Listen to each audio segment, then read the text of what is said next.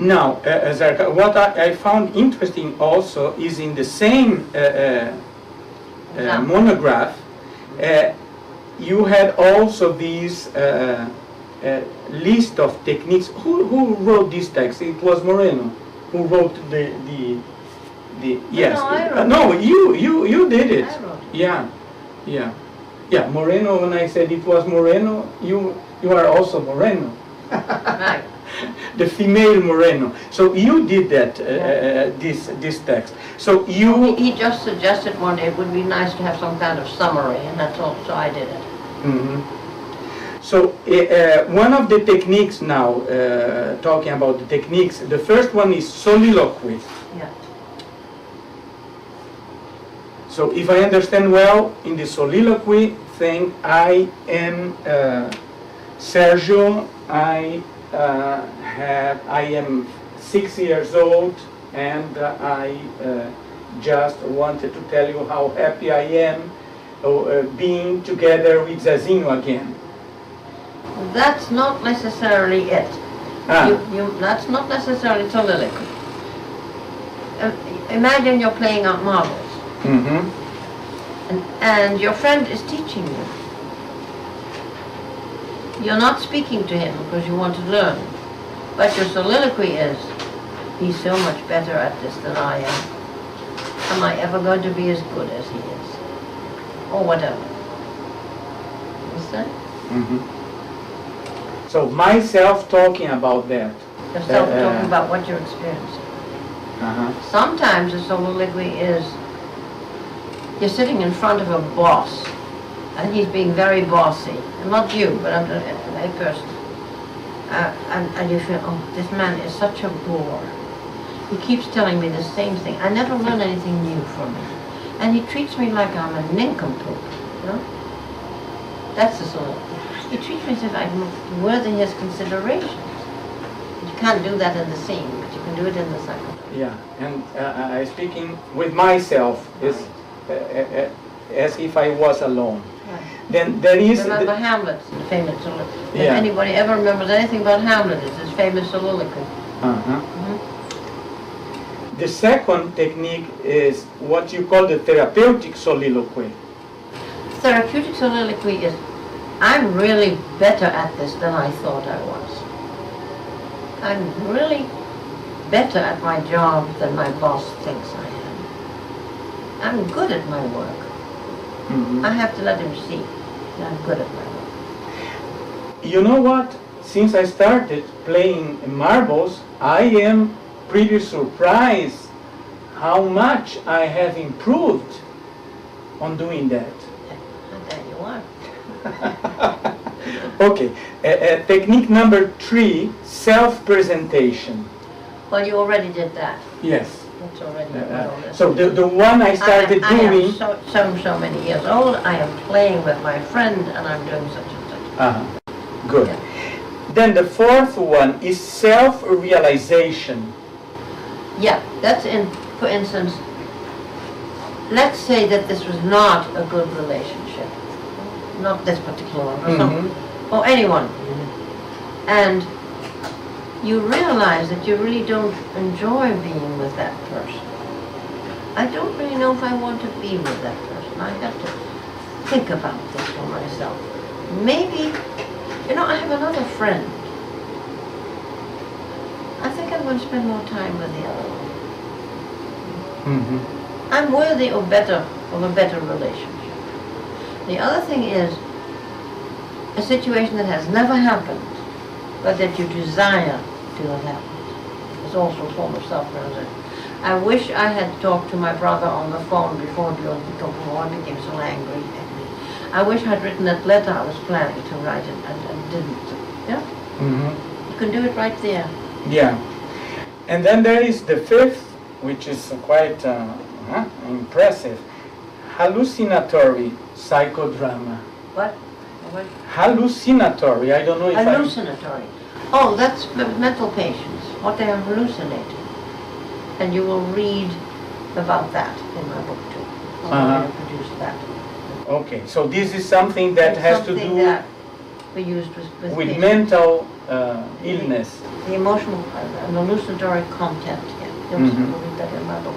Then we have the double technique. That's the double has been a shadow figure in much literature. Dostoevsky wrote a beautiful short story on the double. Everybody should read. But it was a double that turned against the protagonist. In psychodrama, the double enhances the protagonist. For instance, I'm standing next to this person and I'm feeling, oh, I'm so sad and I can't tell anybody. My boyfriend just left me and I feel awful. And she may say, how did you know that? Yeah.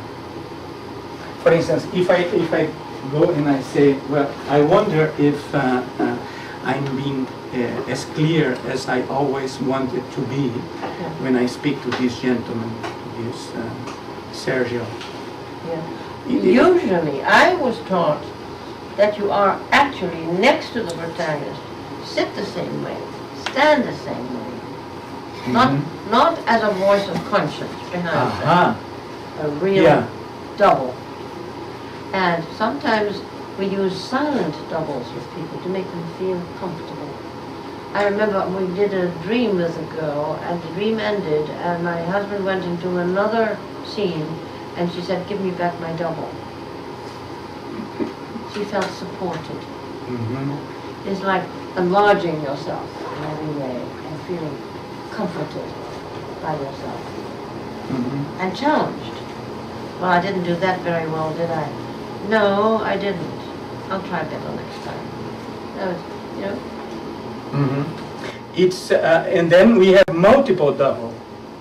Yes, we did that with one very mute catatonic patient. One was her arms and her grim face. Another one, I was her voice. She was mute. And I screamed for her.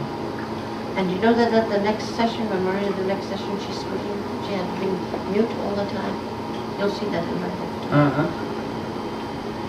Then mirror. What? The mirror. Yeah. Well, my sister, for example, wouldn't admit that she was a mental patient and didn't want treatment. Just needed a rest. So Moreno built what he called a mirror psychodrama, based on some of the history I had given him. And he constructed the family scene in which she was not being sick, but arguing with my parents. And she sat there and watched. She was amazed at someone who would have the temerity to play her role. And she got up on the stage. She said, that's very nice, thank you. That's not the way it was. Let me show you. That was exactly what he wanted. And we've done mirror psychodramas for a lot of patients who couldn't or didn't want to commit themselves to the stage. Yeah. A mirror. But you don't do it to shame them. You do it to help them open up. Yeah. For instance, a situation where someone could come and play like I was playing as a child, playing marbles, and then I will be sitting there and looking at this situation. With the two together. Yes, and there's a certain Outside point. the situation. At a certain point, I could come and say, look, this is not exactly Correct. how I am doing. The way I'm doing is like this, and I'm smiling. I'm not unhappy. Unhappy. Good. Then we have role reversal. Well, you already did it. I did it with my close friend. Yeah. And that's very significant. If you can, even emotionally, role reverse with an opponent. I mean, this was a pleasant role reversal. Sometimes you have unpleasant ones. But you have to learn the point of the mental view of this other person in order to understand how to get along, or to decide not to get along. And it's perfectly all right. So no, I can't deal with that person. I'm not going to bother. And the fact that I am not able to role reverse with someone means that I'm not able to solve the conflict with this person. Yes, it's a blockage. Yeah. It is. Now, however, somebody asked me that, is that a sociometric position? I said, no, it could very well be that the protagonist had not yet worked through the conflict with this person separately from this person. Because I knew one woman said, I can't be my mother. I said, I see that, and I didn't force her. She wasn't ready. There has to be certain readiness, openness to be able to do that. But you don't force it. That's a clinical observation you make. Then we have another technique called the future projection. Ah, yes.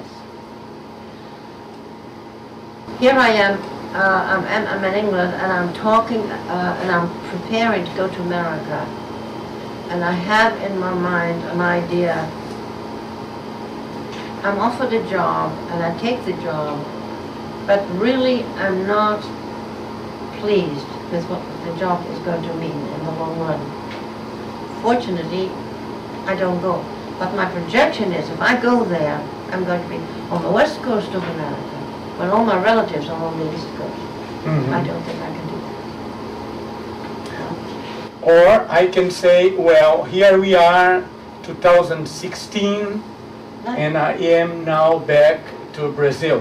Correct. So, voila. Then we have... It also means to prepare for it, then, if you go. It's a way of preparing ourselves for something. So we put ourselves in a future situation. Or I know that my mother is dying, for instance. I have to make up my mind. Am I going to go and see her in England, or do I stay here? What do I do? Yeah. Then we have dream presentation. Yeah, that's fascinating. You will see a dream presentation in a film that was made in 1963 in Paris. Moreno doing a dream. He didn't finish it up because the film ran out. But it was a presentation of a wife, in fact, like a future projection. Within the dream. It was actually a nightmare. She gets lost. And the last thing he did was, well, you're home now, safe with your mother, and I play her mother. She's waking up, and I say, she tells she had a terrible dream, so you had to call her 𝗬𝗢𝗡𝗂𝗧𝗨𝗕𝗓𝗄, and that comes up with breakfast. But that's how he finished it. Actually, it was a predictive dream. She could not come to America because of that dream. Her husband was American, he wanted to come back here. That dream held her there. The dream was of being lost. Was it about a couple? She was French, the guy was in an American in France. They were not going very well together. He wanted to come back. She was reluctant. He came back 10 years later to the Institute in New York. One of my students directed the session, and he reported that session made it clear to him that his marriage was hopeless. He divorced and married again. His mother lived just down the road, down on the block. So this was a combination of future projection, dream presentation. And then we have retraining of the dream. No, actually, the dream was a future projection within the dream. Within the dream. Yeah. Fine. And then you have what? The retraining of the dream. Yeah. With the retraining, that Moreno said, there's some dreams, he didn't do it because I said we ran out of film. But normally what he would have done would have said, you can change the dream any way you want. But we actually make them go to sleep. I mean, I used to have a mattress. We make them lie down the way they do at night. Is your husband here with you? Are you alone? What time is it? Day, night, only a night is it? What's the room? That's the room light. And you take the position you had when you fell asleep. And then the moment the dream comes, you make them get up. And they go put into the dream. But it's bodily into the sleep position of the sleeper. The position of the sleeper is different from reliving a dream. You start by lying down and sleeping. Good. And then we have doing it is, this is a painful situation. Let's redo it. In other words, the dream doesn't concentrate, doesn't work on you. You work on the dream. You can change it any way you want to make it more, to find some solution to this problem. Yeah. And then we have the 13th technique called therapeutic community. What about that? That's when people get together for this, treatment of drug addicts or any kind of addiction. They are separate from the community, taken as a special residential community. That's how we treated drug addicts in the 80s and 90s, especially in Italy. I worked with therapeutic communities. But the whole purpose there was to get well. That was the focus of attention. And to get these people back to life without the drugs. Yeah. Talking about running out of the film, let me check if we are not running out. Let me see. Well, I think that we still have some time, but yeah, a number of a few minutes more. The therapeutic community is not a work community, although they may have to work. The purpose of the community is to leave that old life behind, start a new life. And we use all the methods we have with the group members to integrate them.